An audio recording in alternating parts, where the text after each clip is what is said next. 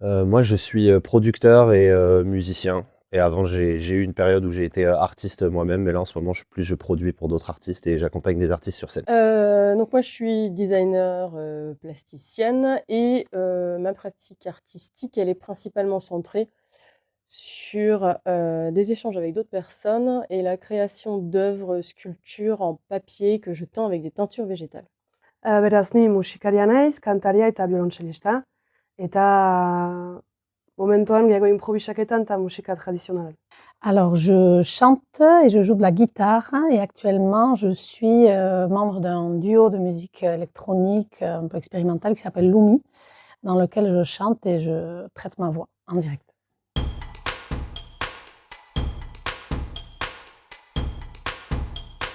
C'est cool d'apprendre des qualités et des défauts des autres. Chacun a sa vision d'un morceau et sa vision de la performance. Donc du coup, on a pu apprendre l'un de l'autre. Humanoki, deia, kultura ezberdinak ezberen arteko elkar ezagutza hori biziki aberatsa izan da niretzat. Ikusi dut bizitzeko manera desberdinak, hitz egiteko manera desberdinak musika arloari buruz.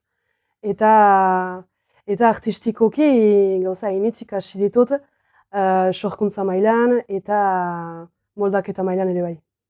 Alors, c'était une première pour moi de coordonner un groupe. Donc, j'ai déjà une petite expérience dans l'enseignement, mais c'était une première dans ce type de projet. Et à vrai dire, après un petit temps de syndrome de l'imposteur ou de doute sur ma légitimité, c'était marrant parce qu'en fait, au fur et à mesure que chaque artiste prenait sa place, je prenais aussi ma place dans le groupe. Et voilà, ça a été hyper intéressant aussi bien musicalement de voir comment les morceaux émergeaient que humainement, quoi, comment chacun trouvait son espace en fonction des autres, parce qu'il y avait des profils très différents, avec des expériences aussi très différentes dans l'improvisation, en groupe, dans la création de morceaux. Donc ça a été super intéressant.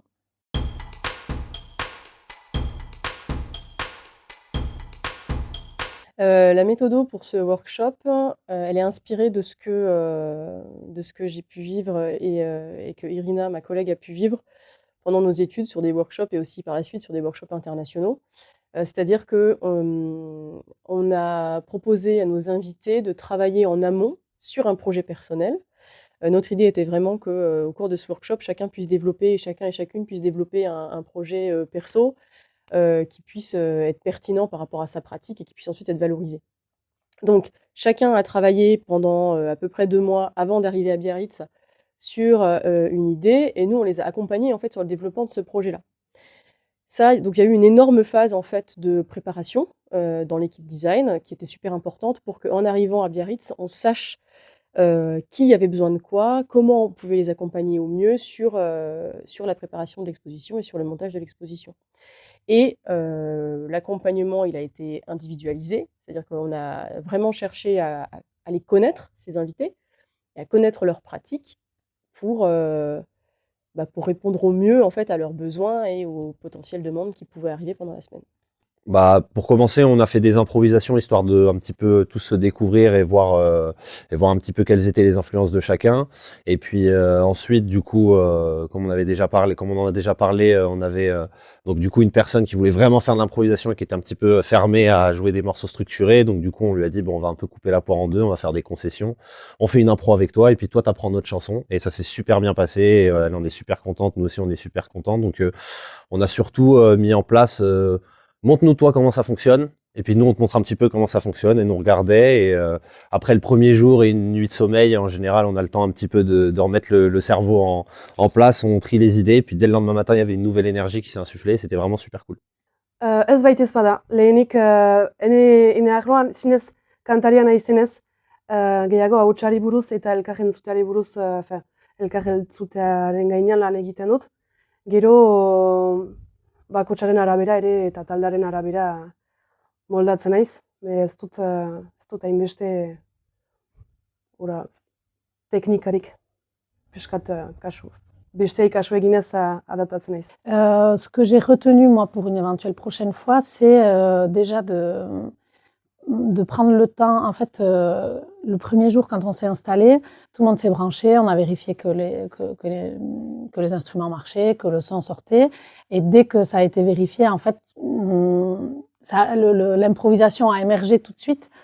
Et donc, j'ai pas voulu freiner ça, et c'était super intéressant. Sauf que, justement, comme les expériences des uns et des autres étaient différentes, ça a mis certains membres en difficulté. Et du coup, ce que j'ai retenu, c'est que vraiment, il faut quand même commencer par prendre le temps de se présenter chacun, chacune, et d'écouter les projets artistiques de chacun et chacune pour justement se connaître un peu mieux et pouvoir aussi, moi, en tant qu'animatrice, écouter ce que chacun et chacune a à dire pour pouvoir orienter justement peut-être le processus de création en tenant compte des particularités de chaque artiste qui participe. Ça dépend en fait aussi des personnes qui vont être avec vous dans la pièce. C'est-à-dire que si on a des gens qui sont il y a des forces créatives qui ont tendance à proposer beaucoup et d'autres qui ont plutôt tendance à suivre. Donc du coup, déjà, je pense qu'il faut identifier les personnes qui ont de la proposition et qui sont force de proposition, sans pour autant que ces personnes-là mangent les autres dans la pièce créativement, parce que du coup, des fois, on prend aussi un peu l'habitude et les gens prennent beaucoup de place. Donc du coup, créativement, par exemple, pour la personne qui avait un petit peu de mal à faire de la composition, communication non verbale, rester quand même très ouvert, pas être fermé, bras croisés, sourcils froncés ou regarder un petit peu bizarrement, toujours être souriant et puis faire des concessions, quoi. C'est-à-dire tu fais un petit peu ce qui te fait pas plaisir histoire de travailler, parce que je pense que le but aussi de cette semaine, c'est de sortir de sa zone de confort et d'apprendre des choses. Donc du coup, on les sort de leur zone de confort, et puis une fois qu'ils sont sortis de la zone de confort et que ça leur a demandé quand même un petit peu d'énergie, on revient eux dans leur monde, dans leur zone, on leur dit maintenant montre-nous ce que tu aimes faire, et puis on participe. Comme ça, les personnes n'ont pas juste l'impression d'être amené à un endroit de force, et tout le monde réussit à en tirer ce qu'il a à en tirer, quoi.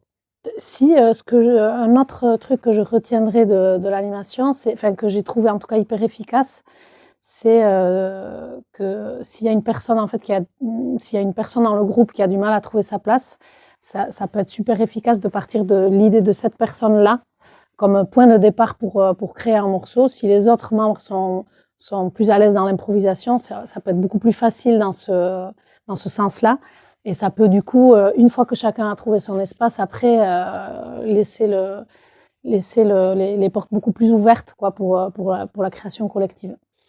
Alors, dans le process de design, en fait, c'est quelque chose qui est très long et qui peut être assez complexe. Je dis ça par rapport au track musique.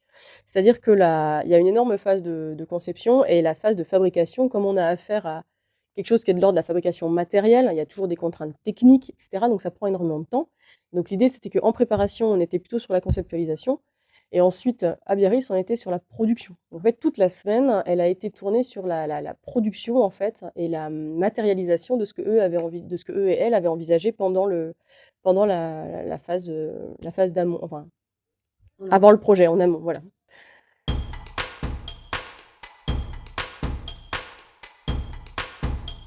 Quand je produis pour d'autres artistes, ça peut dépendre. Si on part d'un texte, ça peut être identifier les mots ou les phrases dans le texte, à quoi ça nous fait penser en termes de texture sonore. Si ça part de la musique, l'inverse, à quoi la texture sonore peut nous faire penser comme émotion, essayer de dégager un thème. Et après, sinon, si quand l'artiste arrive déjà avec de la musique et des accords, essayer d'identifier peut-être plus vers quel style, vers quel type d'arrangement on pourrait s'orienter, et vers peut-être un instrumentarium, c'est-à-dire à quoi ça nous fait penser des cordes, quelque chose d'organique, ok, donc on part sur des instruments acoustiques, à quoi ça nous fait penser quelque chose de plus agressif, de plus violent, donc du coup on va peut-être plus partir sur des sons avec de la distorsion ou avec des synthétiseurs.